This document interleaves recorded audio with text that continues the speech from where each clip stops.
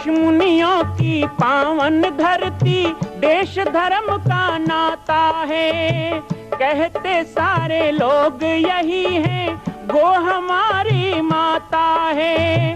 जाग उठो ओ भारतवासी, जाग उठो ओ भारतवासी, गो पर छुरियां चलती हैं। बंद करो गो माँ की हत्या, सारी जनता कहती है। बंद करो गो माँ की हत्या, सारी जनता कहती है।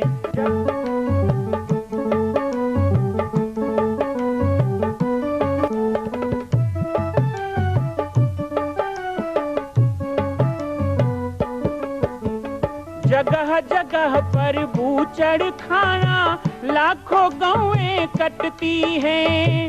किसे सुनाए व्यथा हमारी, नैना नीर बहाती हैं।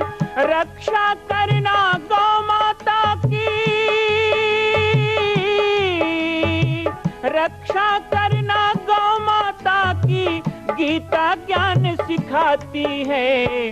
बंद करो गो माँ की हत्या, सारी जनता कहती है।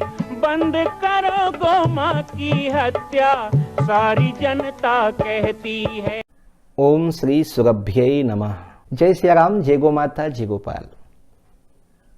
दीपावली महापर्व श्री गोवर्धन पूजा की आप सभी को बहुत बहुत शुभकामनाएं। दीप पर्व का यह पावन पर्व आप सबके जीवन में नवज्योत का प्रसारण करने वाला हो। आप सबके जीवन के जितने भी अंधकार हैं वो मिट जाएं और आप प्रकाश पुंज की ओर आगे बढ़ें। शुभम करोति कल्याणम, आरोग्यम सुख संपदाम, शत्रु बुद्धि विनाशाय, दीप ज्योति नमोस्तुते। बिना गाय के दिवाली नहीं होती। गाय के गोबर से लिपा हुआ आंगन, गौ माता के घी से जलता हुआ दीपक, गौ माता के पंचगव्य से श्री ठाकुर जी और लक्ष्मी जी को स्नान कराया जाता है। साथ ही दीपावली के दूसरे दिन अर्थात हमारा सबसे बड़ा त्योहार होता है गोवर्धन पूजा। भगवान श्री कृष्ण ने गायों का वर्धन करने वाला गोवर्धन पर्वत है कह के गोवर्धन की पूजा करके एक नई परंपरा की शुरुआत की और इस तरह उन्होंने गौ भक्ति और गौ रक्षा का संदेश भी दिया। आइए गोवर्धन पूजा के अवसर पर श्री हनुमान नंदीशाला गो अभ्यारण्य पाटेश्वर धाम, जहां पर जंगल के वातावरण में स्वच्छंद विचरण करने वाली गौ माता रहती हैं। श्री हनुमान नंदीशाला गो अभ्यारण्य के संचालक के नाते मैं राम बालक दास महात्यागी आप सभी से एक निवेदन लेके जुड़ा हूं।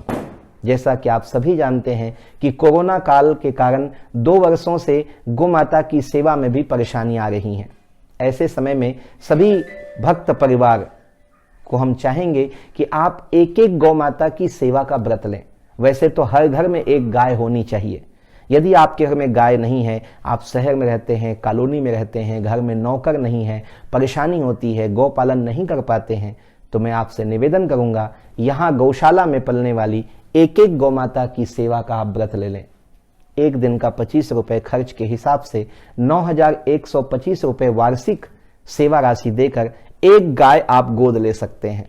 वो गौ माता के नाम से आपका परिवार जुड़ा रहेगा। यहाँ हर गौ माता का एक नाम है, सबके पोस्टर बने हुए हैं। एक एक गौपालक परिवार को पता है कि उनकी गाय कौन सी है, क्या नाम की है। उनके जब बछड़े होते हैं तो उनको सूचना भी दी जाती है। यहाँ गौ माता की सेवा में जुड़ने वाले गोपालक परिवार को यहाँ हमारे हाथों से बनने वाला गाय का घी भी प्रदान किया जाता है। हालांकि वह कुछ शुल्क दे के प्राप्त करते हैं, लेकिन अन्य किसी को नहीं दिया जाता। केवल जो गोपालक परिवार हैं और गौ सदन के निर्माण करता है, यहाँ एक एक सदन को 1-1 लाख रुपए देकर लोगों ने अपने या परिवार की स्मृति में बनाया है। हम गोवर्धन पूजा के अवसर पर गाड़ी खरीदते हैं और कुछ करते हैं। यदि आपके मन में इच्छा है तो एक गौ सदन के लिए 1 लाख रुपए का योगदान भी आप दे सकते हैं और गोपालक में जोड़कर एक गाय को आप गोद लेकर गौ सेवा का आनंद प्राप्त कर सकते हैं। तो आइए इस गोवर्धन पूजा में इस गोधाम गौशाला से मैं अपील करूंगा कि एक एक गाय का गोद लेकर आप गोपालक योजना के सदस्य बने। जय सिया राम, जय गो माता, जय गोपाल।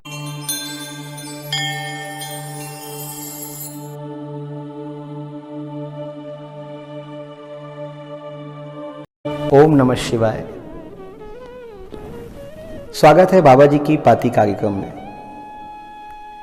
दीपावली महापर्व के 5 दिवसीय इस आयोजन के अंतिम दिवस, कहीं कहीं पर दीप पर्व को 5 दिन मनाने का भी महत्व है। गुजरात जैसे संस्कारधानी प्रदेश में माता महालक्ष्मी की 5 दिन की प्रतिमा भी स्थापित की जाती है।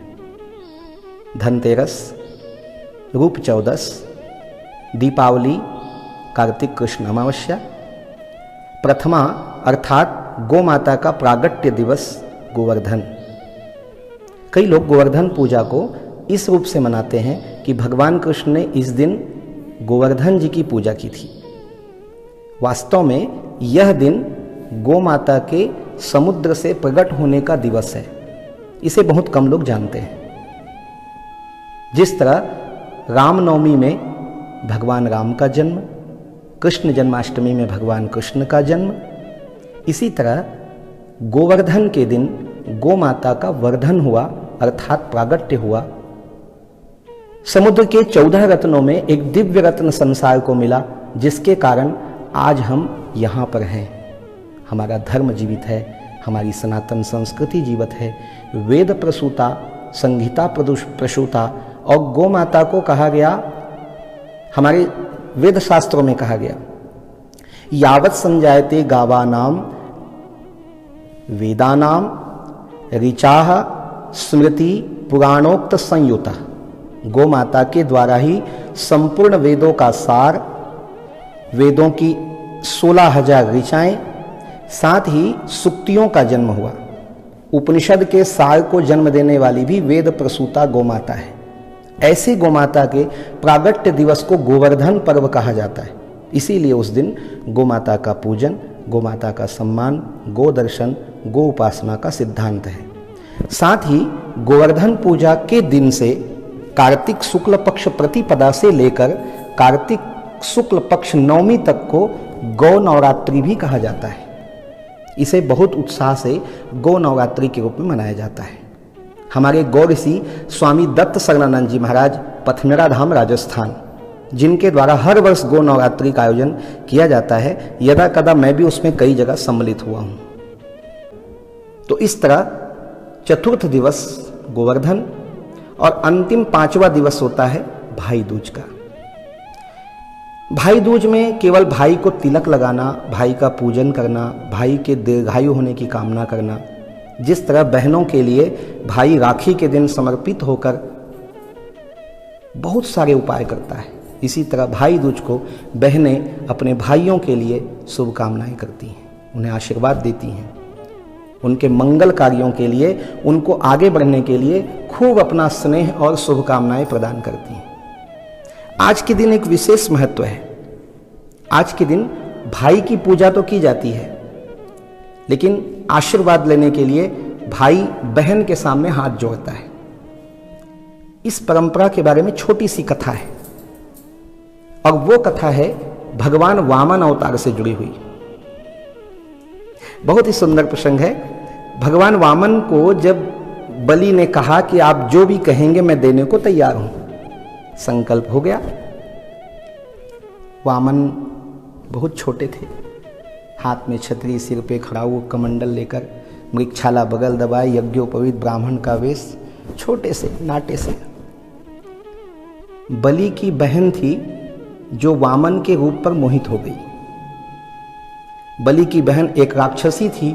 उसके मन में हुआ कि काश ये मेरे पुत्र होते तो मैं इन्हें गोद में लेती, इन्हें दूध पिलाती, इनका पालन करती। वही राक्षसी पूतना बनकर द्वापर में आई। भगवान ने उनके मनोभाव को जान के आशीर्वाद दिया कि आपने मुझे माँ के रूप में याद किया है, मुझे पुत्र रूप में चाहा है और दिल से चाहा है। देखिए, जन्म से राक्षसी है, लेकिन भाव जब पुत्रवत भगवान के लिए हुआ तो से मोह से नाते अनेक मानिए जो भाए। जो ईश्वर से नाता बना वो निभाता है। उन्हें जिस रूप में आप पाना चाहोगे, मीरा ने पति रूप में चाहा तो पति बन के आए। उस राक्षसी ने पुत्र रूप में भगवान की कामना की तो पूतना के रूप में भगवान ने उसे जन्म दिया, कंस की बहन बनकर। और उसका दुग्ध पान करके उसका उद्धार किया, उसे मां का दर्जा दिया। बलि बांधत प्रभु बाढ़ो सो रूप वर्णि न जाई, त्रिविक्रम जबहि त्रिविक्रम भय मुरारी। तो भगवान वामन ने विराट रूप धारण किया कि 3 पग मुझे चाहिए, मुझे तो भजन करना है, बस 3 पग जमीन नाप लूंगा, जितना होता है उतना मुझे दे दो। बलि ने कहा इतनी छोटी सी मांग, छोटा सा ब्राह्मण, छोटी सी मांग। बरबस कवि प्रदीप को यहां पर गाना पड़ा,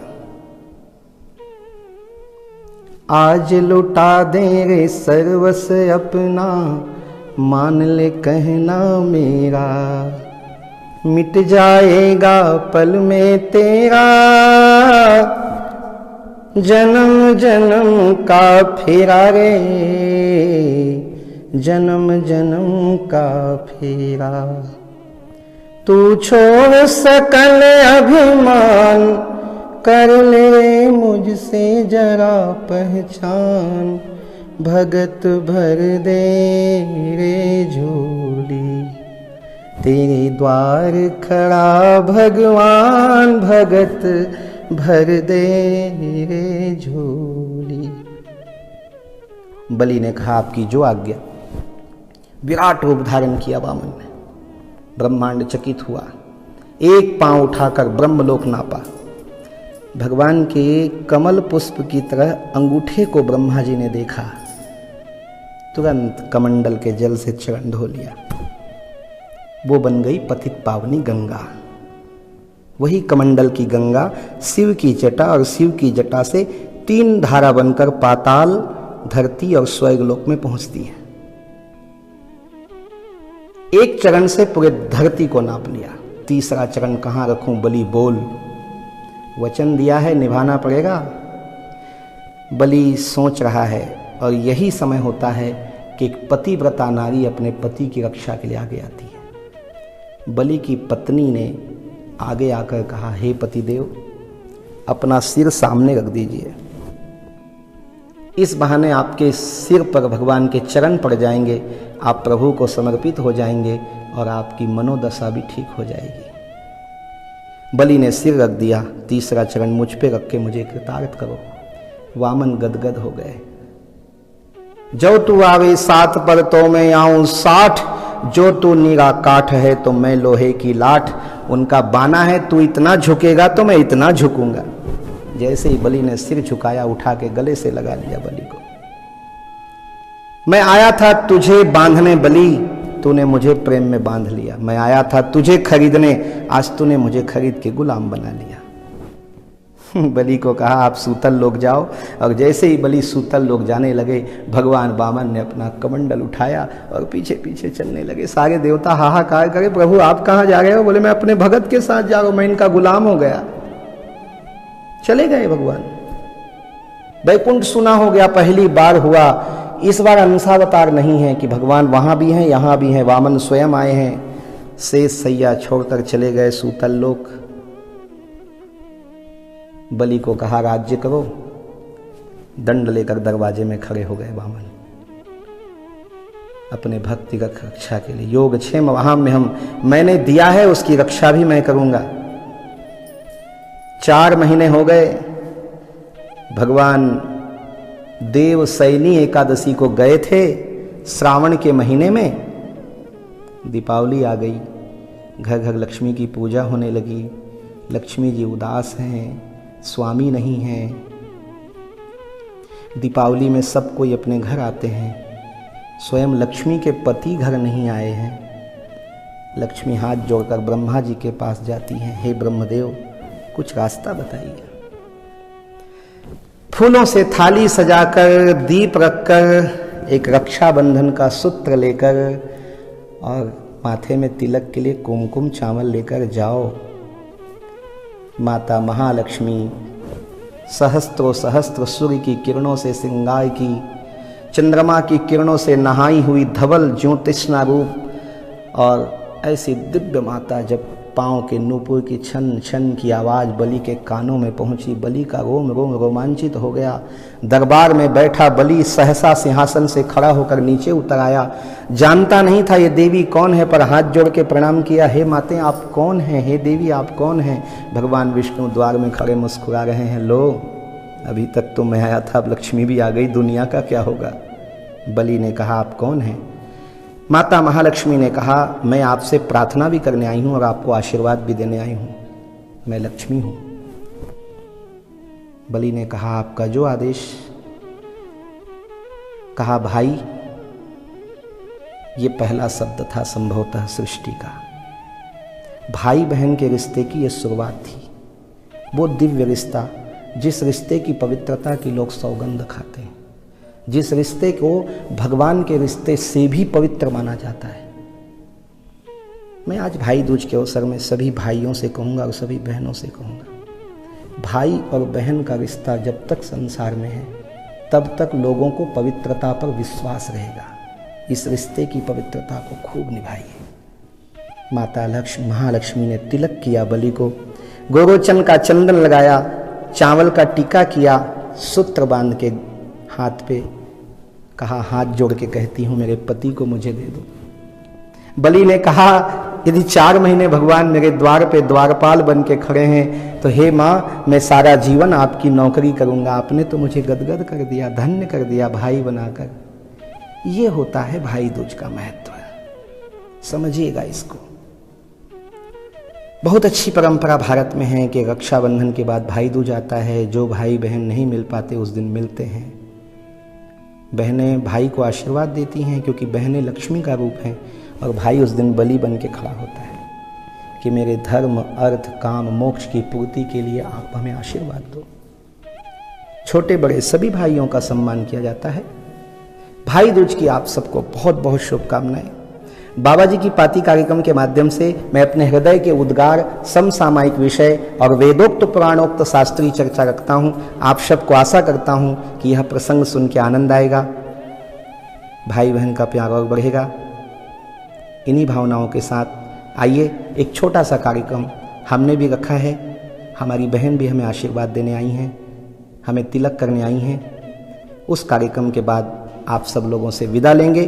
बाबा जी की पाती कार्यक्रम में कल पुनः मिलेंगे। जय सिया राम, जय गो माता, जय गोपाल, ओम नमः शिवाय।